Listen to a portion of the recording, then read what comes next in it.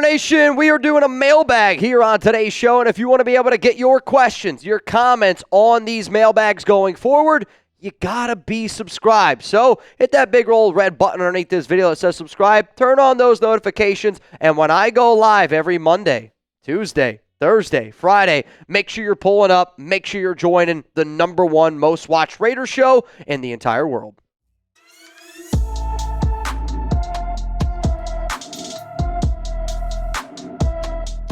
So today we're going to be answering questions, and all the questions from today's mailbag are from July 10th, 2025, the same day that we interviewed Raiders rookie wide receiver Dante Thornton Jr. If you did not see that interview, please go check it out. It's going to be on the channel. Now, all these questions are from loyal subscribers, and I always want to give subscribers the opportunity to get their questions on, because I don't know if y'all realize this. If you're not subscribed, you can't comment on this channel. Let's go to all the way from Deutschland. Steven Stockgarten. Before trade deadline, do we trade a Wilkins replacement if he is out for the season?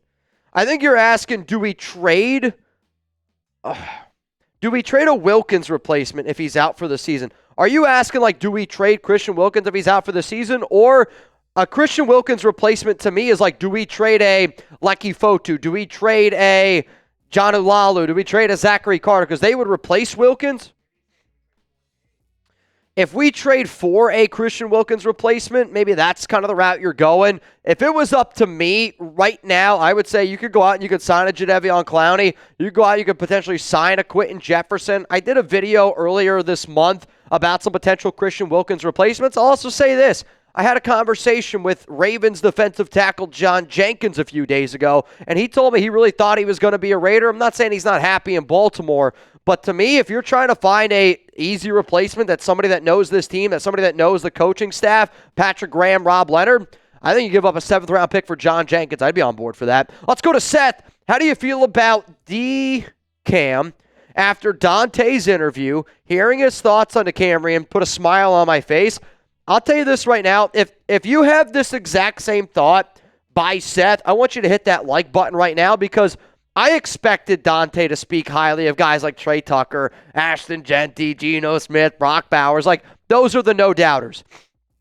The fact that he was showing as much love as he was to Camryon Richardson does make me really excited, because I would say right now, if you ask most Raider fans, what do they think of Richardson? There's a big unknown factor. I know he's long. I know he's lanky. I know he's a hell of an athlete. And quite frankly, he kind of fits exactly what Pete Carroll's looking for. But I think he's been buried a little bit on the depth chart behind Stokes, behind somebody like Jacorian Bennett, behind somebody like Darian Porter.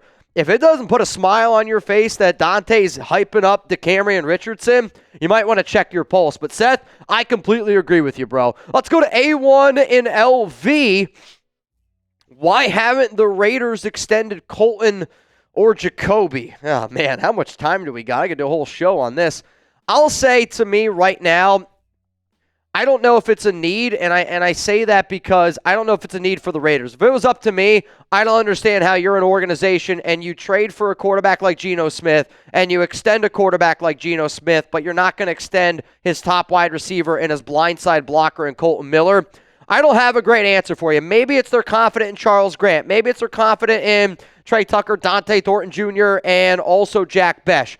Maybe it's that they view those players as, you know what, they still have 1 year left on their deal, and since they were showing up to non-mandatory camp, why do we have to extend them? Maybe those two players, I know they say they want to be Raiders, but maybe they want to test the open market next year. Like, that's the other part of this equation that I don't know if we're hearing about as much. I haven't talked to Jacoby's representatives. I've only talked to Colton and his representatives, and I know Colton does actually want to be a Raider for life, but there's a lot of unknowns. If it was up to me, I would have extended those guys. Let's go to Swish. What up, Swish? Hang on, I got to get a sip of water here. Excuse me, I've been battling a little sickness. Would you trade, can you actually make this trade for me real quick, Jack? Would you trade Jakobi and a third for Terry McLaurin? Before I answer that was wildly quick. Before I answer this, if you guys want to go check out a video that I did, it's literally like all around Terry McLaurin, and it's all around why I don't think it's totally impossible, because, again, connections matter, and because Pete Carroll has such a good relationship with Dan Quinn from all their time together, like, maybe it could happen. But if you're asking me this, Raiders get McLaurin, the Commanders get Jakobi and a third-round pick, Before I answer this one, because if you watched the last video that I was talking about, you probably know my answer to this already. I'm going to make this the pinned comment because I think this is a great question to ask the nation. Who wins this trade? The Las Vegas Raiders. If you think it's them, I want you to type LV. If you think it's the Washington Commanders, I want you to type WAS. My answer is going to be coming up here after this YouTube ad break. I would say both sides can say that they won that deal, and hear me out. Would I do that trade? Yes, I would. Would I also want to give up Jakobi? No, I would not. The reason why I think that the Raiders would consider this is because Terry McLaurin is a number one receiver. And if this is what the asking price would be, I actually think it's actually a discount compared to what the Commanders would actually ask for. I think it would be Jakobi Meyers in a second-round pick, if I'm being 100% honest with you. So I would do that trade. But I could sit up here and go, if the Raiders do this trade, you got to pay Terry McLaurin $30 million. So if you're the Raiders, if you could either pay Jakobi Meyers, let's say $18 million a year, or Terry McLaurin $30 million, I don't think that the trade's ultimately going to happen simply because Washington has Jaden Daniels, and after the year that they just had, why the hell wouldn't you not extend Terry McLaurin? But if you're the Commanders and you don't want to spend that much money on a receiver, but you still want a reliable guy for your young quarterback, Jakobi can be that dude. So I could sit up here and go, I think both teams potentially win this deal, but I would do this trade if I was the Raiders because I'm a lot bigger of a fan than Terry McLaurin than maybe some other people out there. Let's go to Jeremy Cole. You're next up here on the show. Which game are you looking forward to the most? I mean, you're always going to look forward to the Chiefs games, the Broncos games, the Chargers games. I'm looking forward to week one, and maybe that's a stupid answer because, it is week one, but at this point, I'm just itching to see a Raiders football game. Hell, that preseason game against the Seattle Seahawks is looking pretty damn good right now, but out of all the games from top to bottom, and I'm just saying this more from a selfish standpoint, my wife, she's a Cowboys fan. Monday Night Football at Allegiant Stadium. Chugs and I are going to try to take our wives out there to that game. And I can't wait for that one, man. It's going to be an absolute movie, and hopefully it's a movie that I want to see the ending to, and hopefully it's not like the Madden Sim ending that we had in our Raiders-Cowboys game. So I do have an awesome sponsor here on today's mailbag, and I got to give a shout-out to Chubby's. Chubby's has always been down to change the game, and I'm somebody that, if y'all think that Chugs and I are cool people, I think y'all would love the people that own Chubby's because I am somebody that always wants to be able to support people that I believe in and companies that I believe in. And Chubby's is absolutely positively one of those companies. So, summertime is here, which means it's officially time to let the dogs out. And by dogs, we mean your legs. If your pups have been stuck in jeans or sweats for the last few months, set them free with the Line Swim collection from Chubby's. When the sun goes down and you're heading from the beach to dinner, swap into a pair of Everywhere shorts. So not only do I love what they offer from swim trunks, and you can wear those swim trunks from poolside, lakeside, and oceanside, but the Everywhere shorts, I think that's where they really change the game. They fit right. They feel right. They go with everything, and after wearing them once, you're going to find yourself wondering, why the heck do I even own other shorts? And let's be real. No ad read is complete without a shout out to that classic Line swim trunk. They took everything annoying about old school swimsuits, like scratchy mesh liner, replaced it with a soft, supportive boxer brief liner that keeps you dry, comfortable, and chafe-free, with a quick, dry fabric, four-way stretch, and great prints that bring the heat. Whether you're jumping into the ocean, which I plan on doing very soon on my honeymoon, napping on the beach chair, plan on doing on my honeymoon, or something ending up on a rooftop bar, these trunks have your back and your thighs. Whether you're suiting up for cannonballs, cookouts, or casual Fridays, sorry, Zalesbo, I know it's Thursday, Chubby's has you covered. For a limited time, Chubby's is giving our listeners 20% off your order with our code chat at chubbyshorts.com. That's code chat at chubbyshorts.com. Support our show. Tell them that we sent you. Summer's here. Dress like it with Chubby's. And if I was saying Chubby's a lot and you got a little bit excited, I know. You can always go down to the comments, go down in the description of today's show, and I'm going to have all those links there for you. Shout out to Chubby's for sponsoring the Raiders Report. Let's go to my man, King Shav. Dante will be the best NFL player ever. I hope so, man. I mean, if you're telling me Dante Thornton Jr. is going to be, let's just say he's the best wide receiver ever. If you told me right now I can get a Jerry Rice, a Randy Moss, Tim Brown type of guy, I'm in for it. I'm in, and we're all in. Let's go to Armin. Is Dante starting over Besh? Right now, as it stands, Thornton was working with the ones with Trey Tucker over Besh. Now, I don't know if that's going to be the plan, and I say that because far too often we get excited about what happens in the offseason, but I know a lot of times coaches just try to see what they have in the offseason, and I don't want to get caught by, I'll call it the Dylan Laube bug, because I know last year the Raiders were really trying to use Laube in a multitude of different ways, and I heard that from players, I heard that from coaches, I heard that from sources that I have, and I think they were just trying to see what they have in them. I'm not saying that that's what they're doing right now to Thornton. I am still very confident in Jack Bech because I think to me, he might not have the ceiling that Thornton does, but he might have a safer floor, and the Raiders might just be a little bit more confident what they have in Bech in terms of like knowing exactly what they have. So there is a part of me that wonders, like, are they just testing out Thornton to see what they have this offseason? Because when you see a guy that's 6'5", that runs a 4.3, that's in the same breath as a DK Metcalf and a Calvin Johnson, I don't know how you don't look at that car and go, let me test drive that car here a little bit. And I think that that's what this organization is trying to do. They're just trying to test drive Dante Thornton Jr. for a little bit. Let's go to G. Sosa. All my bitches love G. Sosa over here. Mitch, do you think that the worst trade the Raiders have made in recent memory, I know it ain't original, but I think it's Khalil Mack. Considering, here's the problem with the Khalil Mack trade. I actually don't fully disagree with the trade at the time that they did it because of how many draft picks that they were able to get back. The problem is they pissed away all those draft picks. Now, if it was up to me, I would have kept Khalil Mack because he was doing a great job on defense. He was one of the best defensive players in the league. And, you know, when you bring in a brand new head coach like John Gruden, 10-year, $100 million guaranteed contract, again, fully guaranteed, when you bring in a guy like that, you know, you kind of want to think of as a player, hey, if I play great, this is going to be an organization that rewards me for playing great and not trading me away, which is something that I didn't like that they did. But, you know, the Randy Moss trade is going to be up there as another one that kind of kills me a little bit. Antonio Brown was a bad trade, no doubt about it. But, I mean, the Khalil Mack deal, because of how many busts this team drafted, that's why that one stings so much. You know what else stings? When I kick your ass in fantasy football. And if you're trying to lose and go down in fantasy football this upcoming year, I want you to join our Raiders Report Fantasy Football League. We're going to do a 12-team league. I might do a 14-team league. Fabian Moreno, Rebel Montana, which I realize now, Fabian, I got to spell your name right on that card. It's an A instead of an E if you could change that. They're already in the league. Whoever bangs the most in the month of July, which right now, at the time that I am making this video, the top banger is Cove Utter.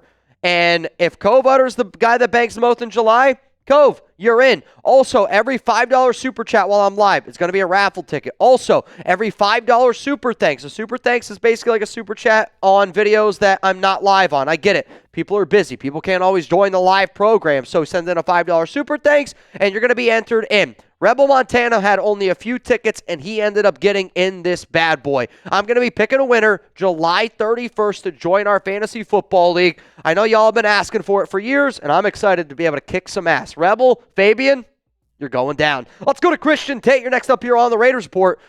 With Wirfs being injured, if we were to trade an offensive line guy to Tampa Bay, who would it be? First off, Christian, if you're watching this show live, I put out a video on Thursday. It kind of talked about who I personally would move on from. If you're watching this on a later date because you're watching the mailbag, I would say go check out the worst video that I did on Thursday. But to me, you got to bring up probably 3 players on the Raiders offensive line that you could entertain this idea around. And the only reason why I say that is because to me, the first guy that you're going to have to bring up is Thayer Munford. And Munford, to me, is the player where the Raiders have been using him in a few different ways. They had him over at left guard.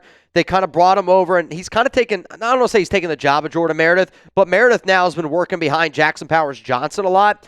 And because Munford's not part of this regime, final year of his contract, if he were to be, let's say, the odd man out of sorts, that could be a reason why you'd potentially move on from him. Dylan Parham is going to be another name that I at least bring up here, and I don't want to move on from Parham. He's a starter. But if the Bucs, let's just say, said, you know what? Also, I should mention this. Munford would be a better player than Charlie Heck, who right now is the backup for Tristan Wirfs. But if you're the Tampa Bay Buccaneers and you go, I like some of our other players. Maybe they have another tackle that I don't know about. And they're like, well, we could put him at left tackle. We just need an extra player then at left guard, right guard, center, right tackle, because Parham can do all those different things. I think that would be intriguing. And then I'll go Jordan Meredith. And the reason why I'm going to bring up Jordan Meredith is because of the connection. And the connection that he has is the Tampa Bay Buccaneers their offensive line coach. His name is Kevin Carberry. Hopefully I'm pronouncing that correctly. And he was with Carberry in 2021 with the Los Angeles Rams. And kind of the things that I mentioned with Parham, if you just need somebody to be able to fill in at guard and just be another depth piece because maybe you already have a left guard, a center, or a right guard that you could fill in at left tackle, that you have more confidence over at heck, those are just the three guys that I would throw out there if a trade actually were to go down. So let's play a game here. If you could pick one to trade, who would you trade? Now, I know Dylan Parham's the best player on this list, and you'd get the most for him in return. So let's play this game. Let's do it like this. Excuse me. You could pick to trade Thayer Munford. You're going to get a 7th-round pick in return. You could trade Dylan Parham. You're going to get a 5th-round pick in return. Or you can trade Jordan Meredith and get a 7th-round pick in return. Out of all those players that I just mentioned, who would you pick to trade? And you're about to get it with a YouTube ad break. While that ad is playing, scrolling down and answer that question. I'm about to answer it here in just a moment. The player that I would move on from in this scenario is going to be Thayer Munford. And I only say that because I would like the Raiders to be able to keep Dylan Parham, because I do think when you have somebody like him, you're able to add a lot of versatility and you're able to just like keep the pieces moving on the offensive line.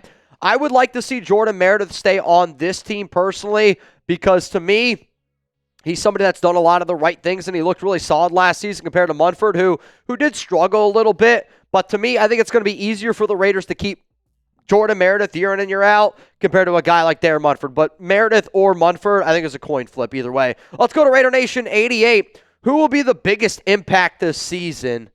PG or CK? All right, so Patrick Graham or Chip Kelly, as I'm guessing where you're going with this one.